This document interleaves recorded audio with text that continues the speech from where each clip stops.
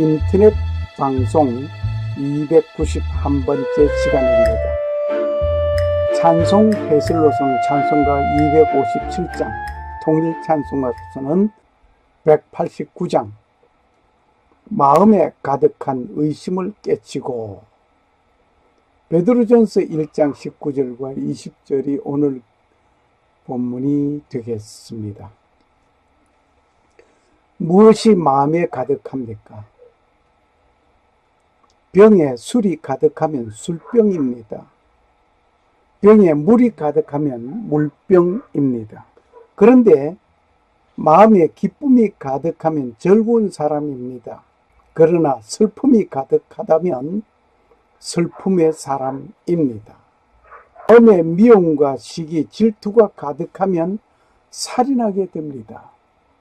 하지만 사랑이 가득하면 사랑의 사람이 됩니다. 마음에 예수 그리스도가 가득하면 그리스도의 사람이 됩니다. 그리스도의 사람이 되면 사랑하는 사람이 됩니다. 그리스도의 사람은 사랑이 나오는 것입니다. 사랑을 향합니다. 물이 가득 찬 물병을 치면 물이 출렁하면서 나옵니다. 이 말은 예수 천당을 외치시던 최건넌 목사님께서 일본 헌병대에 붙들려 갔습니다. 헌병이 때릴 때마다 예수 천당 하면서 말을 합니다. 헌병이 그 말을 듣기 싫어서 이놈의 영감, 예수 천당 소리 아니하면 아니 때릴 텐데, 그때 최 목사님께서 말씀하셨습니다. 이보시오, 헌병나리 양반, 저기 물병에 물이 가득한데 그 병을 치면 무엇이 나오겠소? 뭐야? 물론 물이 나오지. 그때 최건넌 목사님은 하신 말씀이 있습니다. 나에게 예수가 가득하니 나를 때리면 예수 천당 소리가 나옵니다. 그렇습니다. 절도, 살인, 강도, 사기, 치기를 생각하는 사람은 오직 그 생각만 할 것입니다. 그리스도의 사람은 사랑의 하나님 자녀이므로 하나님의 사랑이 나오는 것이 당연한 것입니다. 먼저 사랑에 대한 말을 음미해 보는 것이 좋겠습니다. 사랑에는 몇 종류가 있습니다.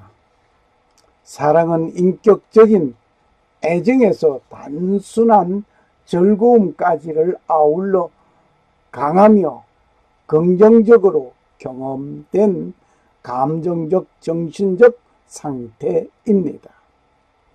즉, 좋아하고 소중히 여기는 마음을 말합니다.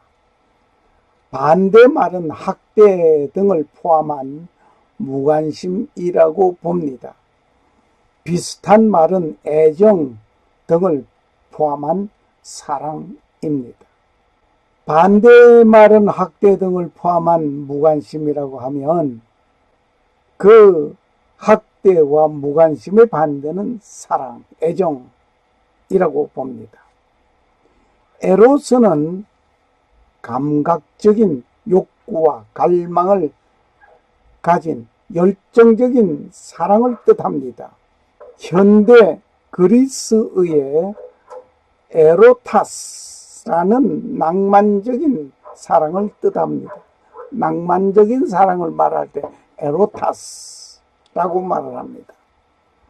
그럼 에로틱은 에로스에서 파생된 용어라고 하는 것을 아시면 되겠습니다. 그래서 에로스의 사랑, 아가페 사랑, 필레오 사랑 등으로 나눠볼 수가 있지요.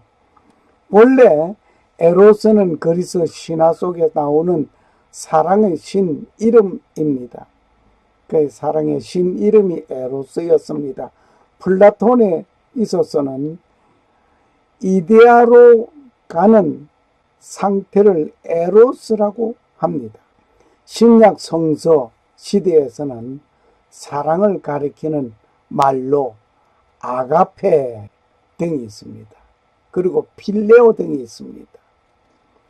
여기 아가페는 대가를 기대함이 없거나 기대할 수 없는 사랑을 말하고 있습니다. 하나님의 사랑을 표현할 때 주로 성경에서 사용되고 있는 말입니다.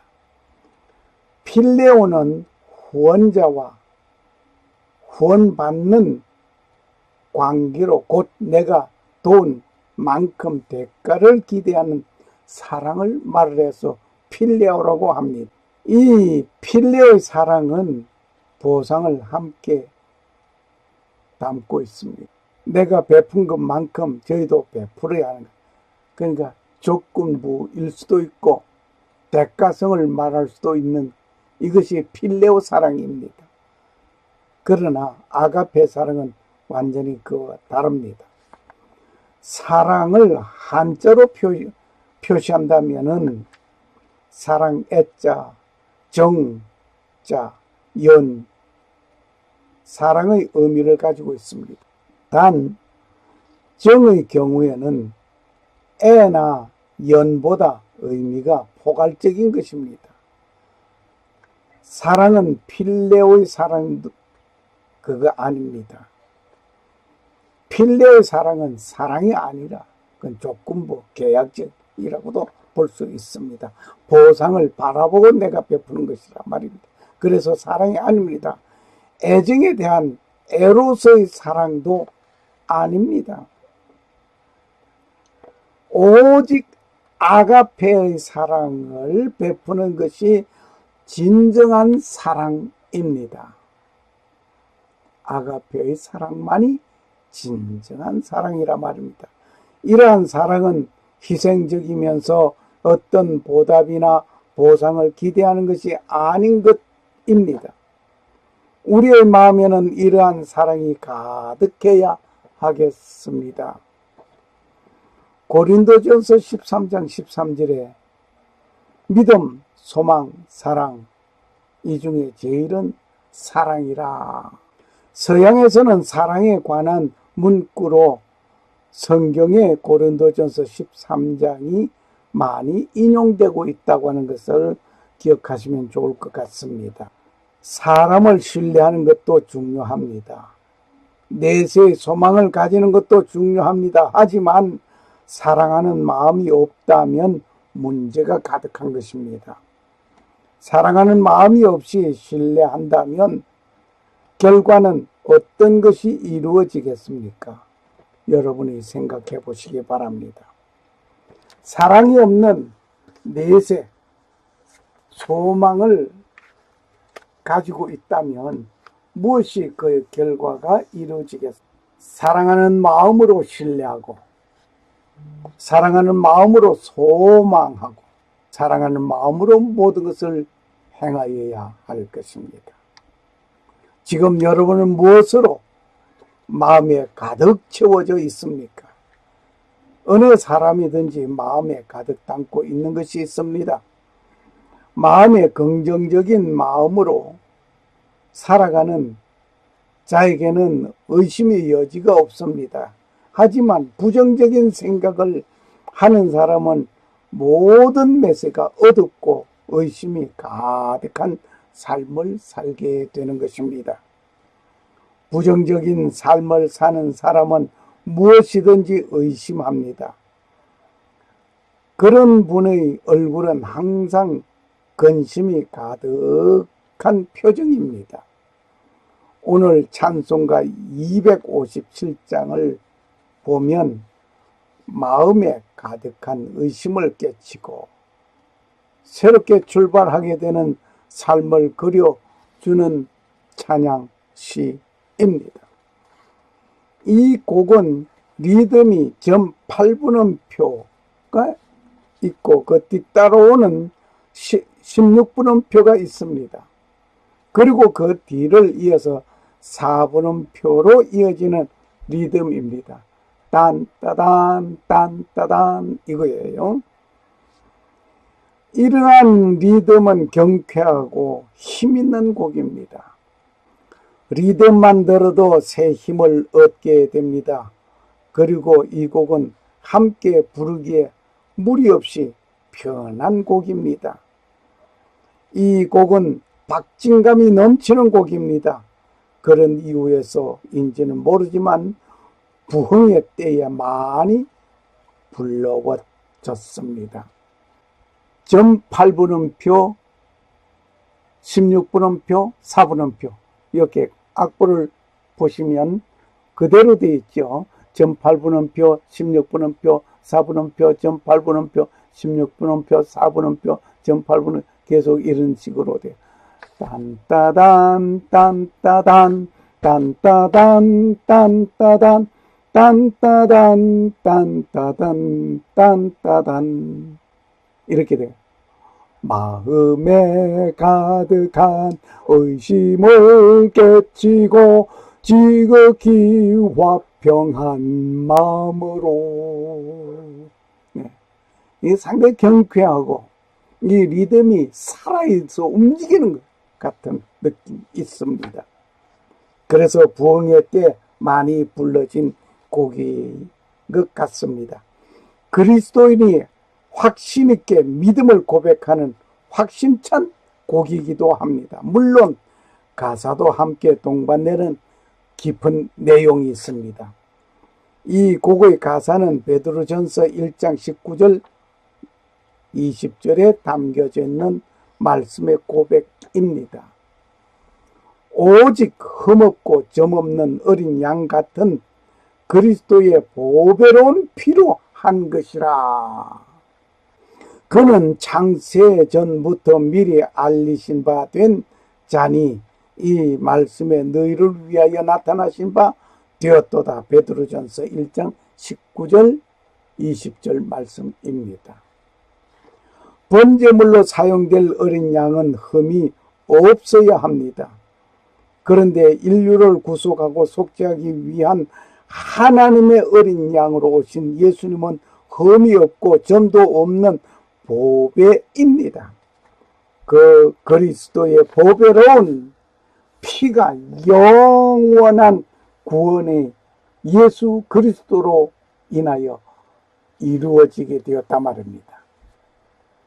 그분은 창세 전부터 계셨던 분입니다. 아니, 그분은 바로 창조주이었습니다. 창조주 그분은 앞으로 온 인류를 구원하기 위하여 구속하기 위하여 자신이 하나님의 어린 양으로 번제물로 죽임을 당하여야 할 것을 아셨던 것입니다. 이러한 구세주를 찬양하는 것이라 말입니다. 그리고 놀라운 것은 이 곡을 작시하신 분이 누구인지 그리고 작곡하신 분이 누구인지를 알 수 없습니다. 미상으로 기록되어져 있습니다. 아무튼 작시자와 작곡자를 모르지만 이러한 글이 남겨져 있어 그 원문을 보면 다 큰 은혜를 나누게 됩니다. 1절 어린 양 예수의 보혈로 속죄함을 받았습니다. 지극히 화평한 마음으로 찬송을 부르는 것입니다. 우리를 묶어 놓은 죄의 사슬에서 풀어놨습니다. 하나님은 영원히 죽어가는 인간을 불쌍히 여기셨습니다. 구원하시기 위하여 자기의 독생자 아들 예수님을 번제로 주셨습니다. 그리스도의 보혈은 죄를 씻는 효능이 있습니다. 더더욱 마귀의 세력을 약화시키는 위대한 능력이 있습니다. 이게 1절의 내용 글씨였습니다. 2절에 보면 베드로전서 1장 18절 19절이 받쳐지고 있습니다. 너희 알거니와 너희 조상의 유전으로 망령된 행실에서 구속된 것은 은이나 금같이 없어질 것으로 한 것이 아니요 오직 흠없고 점없는 어린 양 같은 그리스도의 보배로운 피로 한 것이다. 이것은 금이나 은같이 없어질 것이 아니다. 예수 그리스도의 피로서 이루어진 영원한 것이다. 할렐루야. 3절에 보면 로마서 5장 9절이 키포인트였습니다. 이제 우리가 그 피로 인하여 의롭다 하심을 얻었은즉 이란 말씀이 3절의 바탕이 되었습니다. 인간 자체의 의는 죄로 얼룩진 것입니다. 오래전에 더러워진 것입니다. 그리스도의 보혈로 깨끗하게 씻기는 놀라운 보혈의 공로입니다. 믿는 믿음으로 이루어지는 것입니다. 이것이 3절 내용이었습니다. 4절은 계시록 5장에 나타나 있는 내용입니다. 뇌 생물과 24장로들이 어린 양 앞에서 새 노래를 하는 것을 보게 됩니다. 후일에 우리가 노래하는 일이 될 것입니다. 구약 시대에는 염소와 양의 피로 구속함을 얻은 것입니다. 이제 예수 그리스도로 인하여 영원한 대제사장이신 예수 그리스도가 번제물이 되셨도다. 구약 시대는 매년 속죄를 드려야 했습니다. 그러나 이제는 단 한 번으로 영원한 약속받은 것입니다. 그리고 천국에 들어가서도 어린 양 예수와 함께 영원히 찬송하게 된다 이 말입니다. 후림의 뜻은 속죄 받은 모든 성도들은 소리를 합하여 찬송하는 것입니다. 이것은 인류의 영원한 환희의 찬송, 영원한 찬송입니다. 이러한 우리는 마음에 가득한 의심을 모두 떨쳐버리고 주님을 높이 찬양하는 시간이 되기를 바랍니다. 마음에 가득한 의심을 깨치고 찬송할 수 있는 특권을 주심에 감사하며 함께 찬양하시겠습니다.